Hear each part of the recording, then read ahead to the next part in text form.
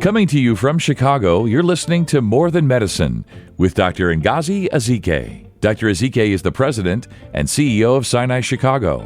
She's a board-certified internist and pediatrician who has dedicated her career to addressing issues of health equity and health justice.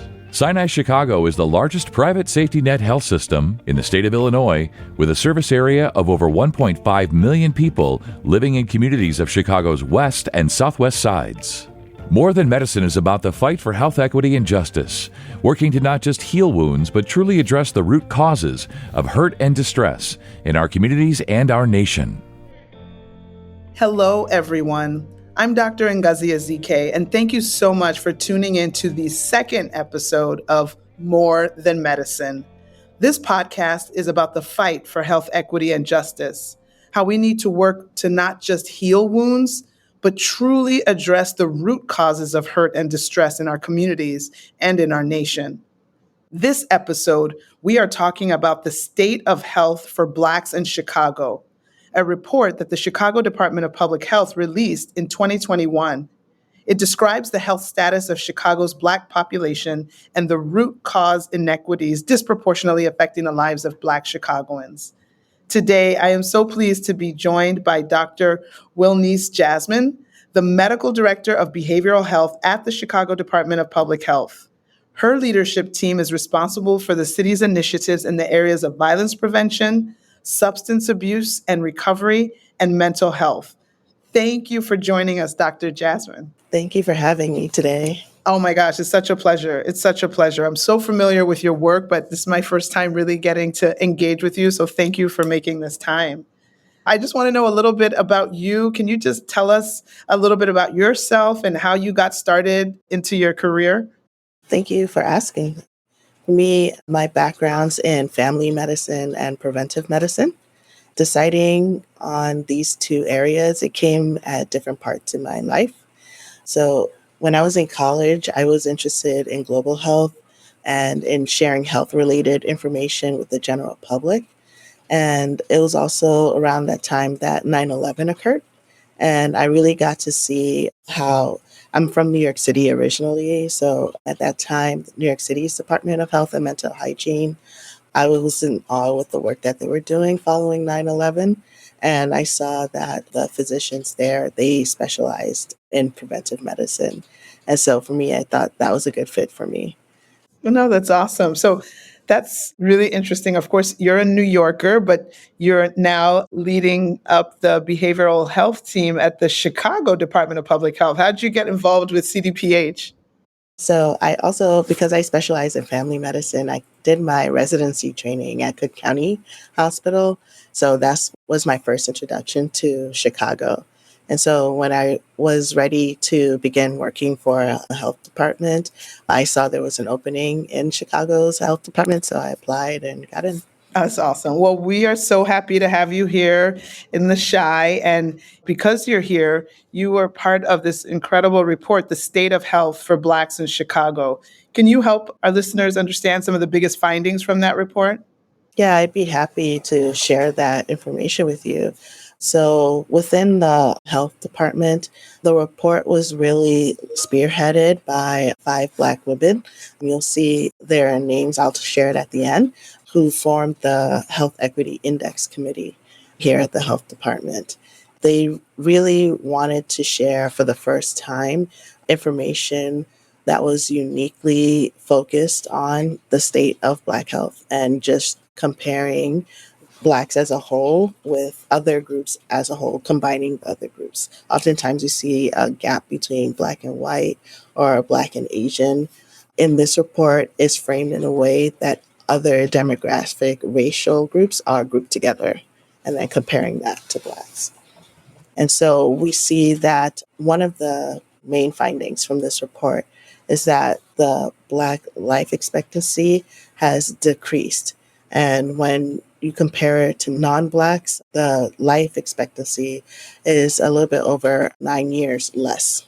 So that's something when you try to look at what the drivers are, we see the drivers align similarly to when we normally talk about the Black-white life expectancy gap. But specifically, before we would say chronic disease, here we see diabetes as that main contributing chronic disease of that gap. Opioid deaths, homicides, infant mortality, all align between both measures. And then when it comes to infectious diseases, HIV is that main contributor of the gap we see. So from that list, you see that it's from birth to things that would happen to people in their earlier years, all the way to some of these chronic diseases that we see sometimes in maybe more advanced age. So at every stage, there are things that we're worried about. So as you've identified these issues, what are the things that we should be doing to eliminate these inequities? Yeah, so some other things that we look at the distribution of neighborhoods. So it's pretty well known that Chicago is a really segregated city. And you can see that in the maps that's provided in the report, shows which community areas have Black population, where it's more than 80% of the total population in the community area. And you see that focus a lot on the west and south sides of Chicago. Also superimposed on that, you look at hardship index. So it's a measure of people who live in the community area, if they're able to get access to the things they need every day to support their health in general. So things like their income level, highest education achieved, access to safe and healthy foods, job security, all that is factored into the hardship index.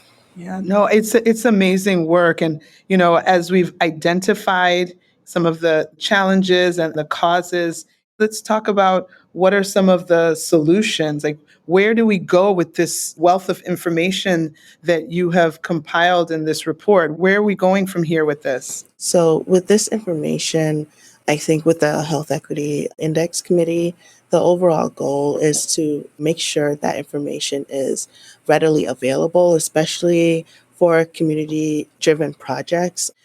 So, oftentimes you need funding to get projects off the ground, and this report can be used. You need to include data to say, hey, the problem exists. And this report can be used to potential funders to help launch initiatives that can help reverse these gaps that we're seeing.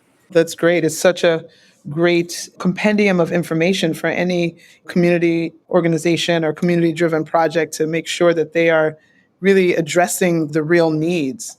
So I know that you have this report, and we know that COVID happened shortly within this time, and we know that that had a significant impact. How would you say that COVID affected the health equity in Chicago?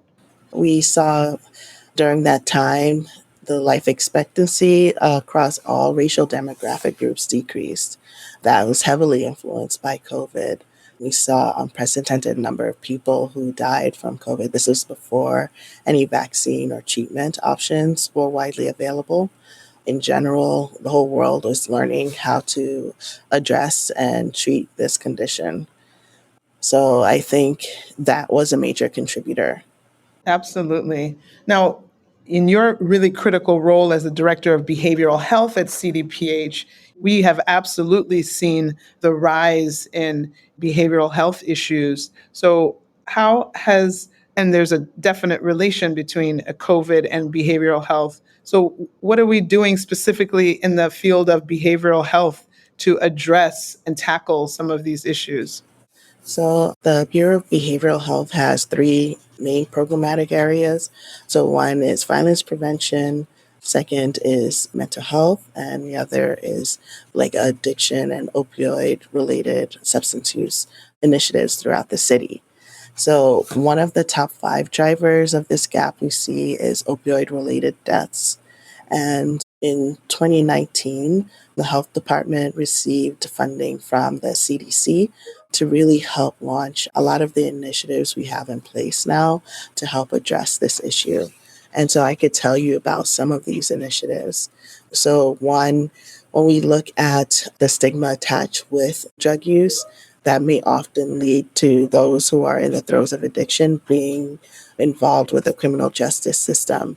We work with the police department and an organization called Thresholds to, rather than arrest someone who's found with a personal use amount of a drug, really divert them from being arrested and actually provide harm reduction education and linkage to treatment for those who are ready to enter treatment.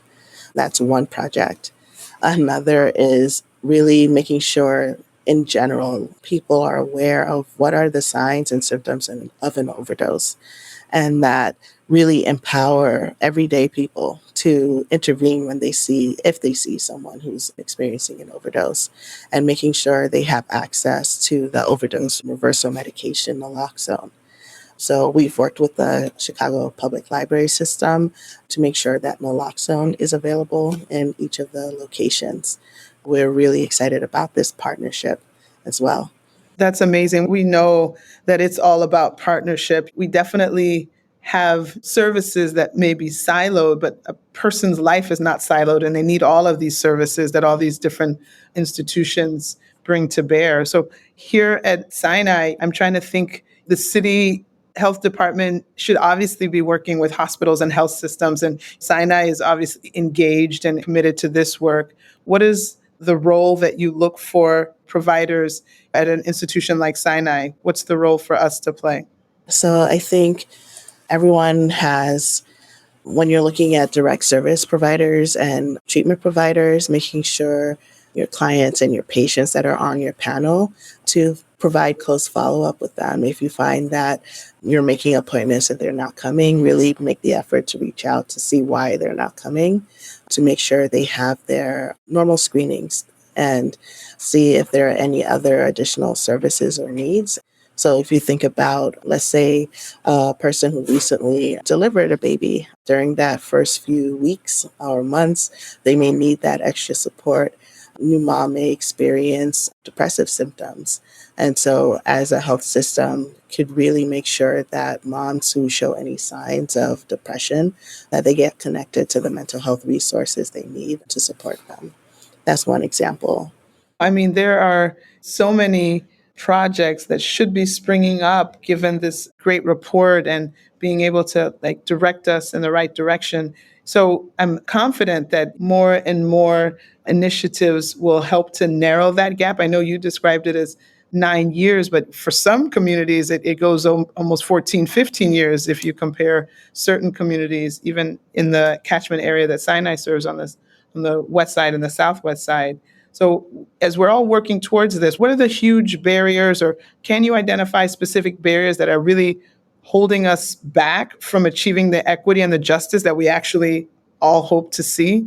So when we're thinking about what's the answer in terms of how do we address this gap, I think working with the Chicago Health Equity Zones, the city is divided into 6 regions. And in each of those regions, the health department has partnered with community-based organizations that really know the area and then are able to have a connection with the people who live there. And with the Health Equity Zone Initiative, the community-based organization is able to provide surveys, really get input from the people who live in those regions for the community to decide what are the health priorities that they would focus on. So some of these priorities may have been related to mental health, some related to chronic disease, some opioid-related issues. And I think with this initiative, there also was a program called the Data Academy. So led by one of our senior epidemiologists, Margarita Reyna, worked very closely with the Health Equity Zone leads to make sure that community members were able to access, at least in the health department, the data that's widely available to the public, so they know how to set benchmarks for the community and monitor the progress for any intervention that they decide to implement. That's fantastic. I'm really just still so grateful for all this work that you and the team, this committee put together, and it's going to help us for generations to come because of the initiatives that will be able to focus on this data and then make the appropriate initiatives to improve these inequities that you've so well laid out. I know that it's an important body of work. I'm very proud of it. You must be. Are you hopeful for what we're going to see in the future? What do you think is going to be next? What's going to be some of the outcomes of this important work? Yeah, I'm definitely hopeful because I don't think I'd be in this field if I didn't have hope of making an impact to change something for the better. So I do really want to, some of the hope I have for this long-term program, ultimately to see this gap eliminated that we see between Blacks and non-Blacks in the city, but also for each individual to feel empowered to know what resources are available to them if they're in need for anything, and also be empowered to share their personal resources. It's when we work together that we're able to really uplift and improve the conditions of the community.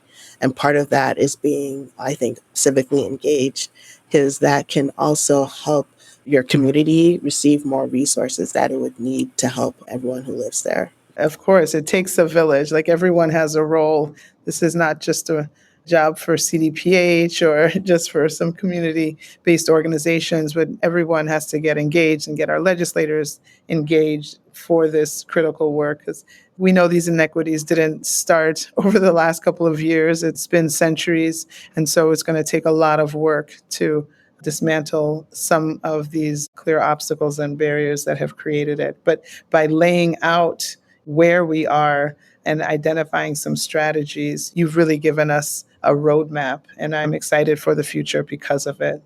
I just want to thank you again, Dr. Jasmin, for joining me and for your leadership and for your efforts in addressing these inequities. It's a serious matter of health injustice, and we are working to overcome it. I really look forward to hearing more about the work and the research that you continue to do at CDPH. And I just thank you so much for your time today. Yeah, you're welcome. And I'd be remiss if I also didn't name specifically the writers behind the report: Blair Akins, Dana Harper, Rochelle Paul Brutus, Donna Stretchins, and Yas Simpson. Well, thank you for highlighting the whole group who made up that Health Equity Index Committee. And we're really grateful for all of their contributions to this important work. Same here. Thank you for listening to More Than Medicine with Dr. Ngozi Ezike. If you haven't already, make sure to subscribe to Sinai Chicago's YouTube channel, as well as follow @Sinai Chicago on Twitter, Facebook, and Instagram for information on upcoming podcasts. Until next time.